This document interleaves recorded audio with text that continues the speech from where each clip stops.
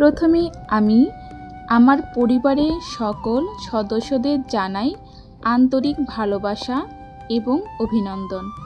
নমস্কার বন্ধুরা, সিন্ধুর রান্নাঘরে তোমাদের সবাইকে স্বাগত। আশা করি তোমরা সবাই ভালো আছো। যে যেখান থেকে আমার ভিডিওটা দেখছো, এই জন্য তোমাদের প্রতি অসংখ্য ধন্যবাদ এবং ভালোবাসা জ্ঞাপন করছি।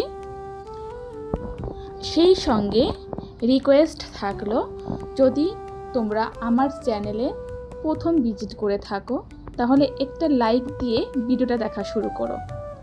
আর যারা এখন পর্যন্ত আমার চ্যানেল সাবস্ক্রাইব করোনি, নতুন নতুন আনকমন রেসিপি পেতে অবশ্যই আমার চ্যানেলটা সাবস্ক্রাইব করে পাশে থেকো। আশা করি আজকের ভিডিওটা অনেক মজার এবং ইন্টারেস্টিং হতে যাচ্ছে। এই রেসিপিটা যদি তোমরা ভালোভাবে A to Z দেখো তাহলে আশা করি তোমরা এই রেসিপির বড় ফ্যান হয়ে যাবে।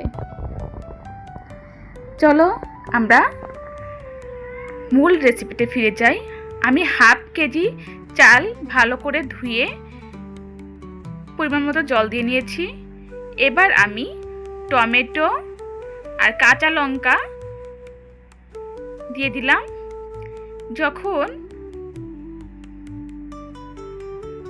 ভাতটা একটু ফুটবে বা জলটা টকবগিয়ে ফুটবে, তখন আমাদের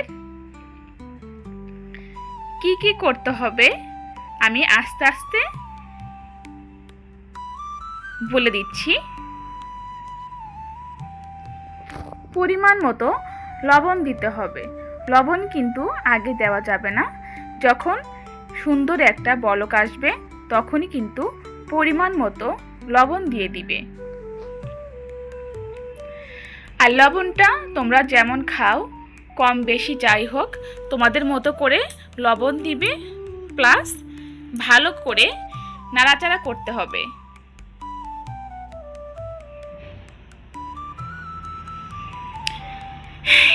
এই রেসিপিটা কিন্তু রান্না করতে খুব বেশি সময় লাগবে না বন্ধুরা,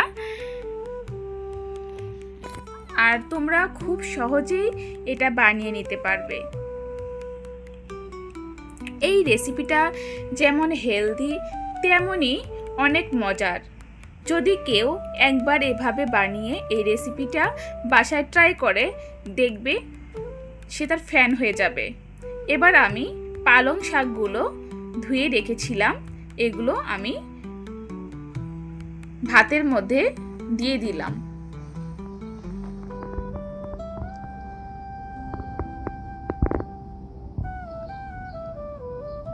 তোমরা যদি প্রথম থেকে ভিডিওটা শেষ পর্যন্ত দেখো তাহলে অবশ্যই বন্ধুরা বুঝতে পারবে, আর যদি কেউ টেনে টেনে ভিডিওটা দেখো তাহলে কিন্তু অনেক কিছু স্কিপ করে যাবে। আমি কিন্তু খুব সামান্য উপকরণ দিয়েই এগুলো দেখানোর চেষ্টা করছি।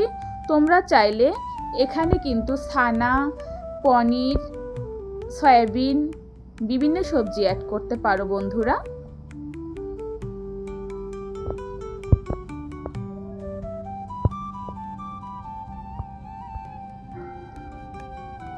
এখন আমি 2 মিনিটের জন্য ঢাকা দিব। আর আমার এই প্লেটটা কেমন লাগছে তোমাদের কাছে অবশ্যই কমেন্ট করে জানাবে। এই প্লেটটা যারা দেখেছে তারা সবাই অনেক প্রশংসা করেছে। আনকমন একটা ডিজাইনের প্লেট। এই প্লেটটা কিন্তু আমি বেশ কিছুদিন আগে কিনেছি। যখন পালং শাক একটু সিদ্ধ হয়ে যাবে তখন ভালোভাবে ভাতের সঙ্গে এটা মিক্স করে দিতে হবে। আর এটা কিন্তু ভালোভাবে নাড়াচাড়া করতে হবে যাতে তলায় লেগে না যায়। আমি এখানে পরিমাণ মতো জল দিয়েছি বন্ধুরা। তোমরা যদি চাও যেটা পাতলা করে রান্না করবে সেক্ষেত্রে জলটা একটু বেশি দিতে হবে। আর যদি মনে করো যে আমি যেমন করে মাখা মাখা করে রান্না করছি, তুমি যদি এরকমভাবে রান্না করো অবশ্যই এরকম টিপসগুলো ফলো করো। তোমরা কি ভাবছো থাম্বনেল দেখে বুঝতে পেরেছো আসলে রেসিপিটা কি। আসলে এই রেসিপিটার নাম হচ্ছে পালং ভাত। যারা এই পালং ভাত একবার রান্না করে খেয়েছে, বিশ্বাস করো বন্ধুরা, তারা এই পালং ভাত প্রতিনিয়ত বাসার জন্য, ইভেন বাচ্চাদের জন্য রান্না করে। আর এই রান্নাটা বাচ্চারা কিন্তু চমৎকার খুব পছন্দ করে। অনেকেই আছে যারা পালং শাক খেতে চায় না, খেতে পারে না, তাদের জন্য বলবো তোমরা যদি এরকম পালং ভাত রান্না করে দাও বিভিন্ন সবজি দিয়ে, তাহলে কিন্তু বাচ্চারা অনেক ভালো খাবে এবং ওদের শরীর স্বাস্থ্যও ভালো থাকবে।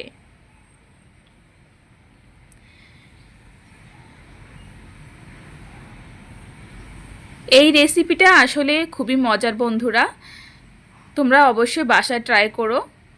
বাসায় ট্রাই করলে আমাকে ফিডব্যাক দিও যে আমি যে বলেছিলাম আসলে তোমাদের কাছে কেমন লেগেছে। এখন আমি পরিমাণ মতো ঘি দিব।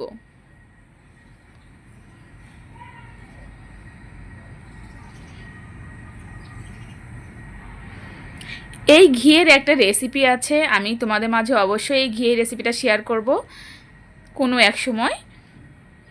অবশ্যই এই ঘিয়ের রেসিপিটা যদি শেয়ার করি আর তোমরা যদি সেভাবে ট্রাই করো, দেখবে ঘিয়ের স্বাদ বা রান্নার কাজে যখন ঘি ব্যবহার করবে সারা ঘর ঘ্রাণে মৌ মৌ করবে। এত সুন্দর সেন্ট এই ঘিয়ের। দেখতেই পাচ্ছ আমার ভাতটা কিন্তু হয়ে গেছে, পালং শাকও কিন্তু সিদ্ধ হয়ে গেছে।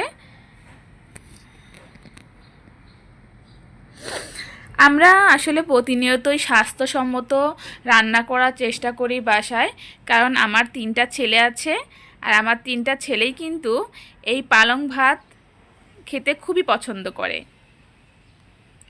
এবার আমি 2 মিনিটের জন্য ঢাকা দিয়ে রাখবো, কারণ ভাতটা অলরেডি হয়ে গেছে। ঢাকনা দেওয়ার কারণ যে একটু দমে থাকবে। দেখতে পাচ্ছ ভাত রান্না হয়েছে, আর ওই প্লেটটা ব্যবহার করার কারণে দেখো সুন্দর একটা ডিজাইন তৈরি করা হয়ে গেছে। এখন আমি ভালো করে নাড়াচাড়া করে সুন্দরভাবে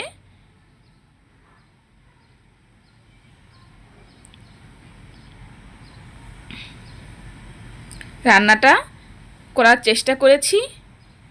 কেমন হয়েছে অবশ্যই জানাবে কমেন্ট করে। আর আমি এখানে একটা কাঁচা লঙ্কা ব্যবহার করেছি। রেডি হয়ে গেল আমার পালং ভাত। কেমন লাগলো বন্ধুরা এই রেসিপিটি? অবশ্যই আমাকে কমেন্ট করে জানাবে। এবং যদি তোমাদের কাছে মনে হয় এই রেসিপিটা খুবই চমৎকার ভালো হয়েছে, তাহলে তুমি তোমাদের পরিবারের বা তোমাদের বন্ধুদের মাঝে এই রেসিপিটা শেয়ার করবে, যাতে করে তোমার বন্ধুরা বা ফ্যামিলি মেম্বাররা এভাবে সুন্দর রেসিপি তৈরি করে তোমাদের বাচ্চাদের বা ছোট ছোট সোনামণিদের খাওয়াতে পারে। আজকে এ পর্যন্তই বন্ধুরা, সবাই ভালো থাকো, সুস্থ থাকো। দেখা হবে নতুন এক ভিডিওতে।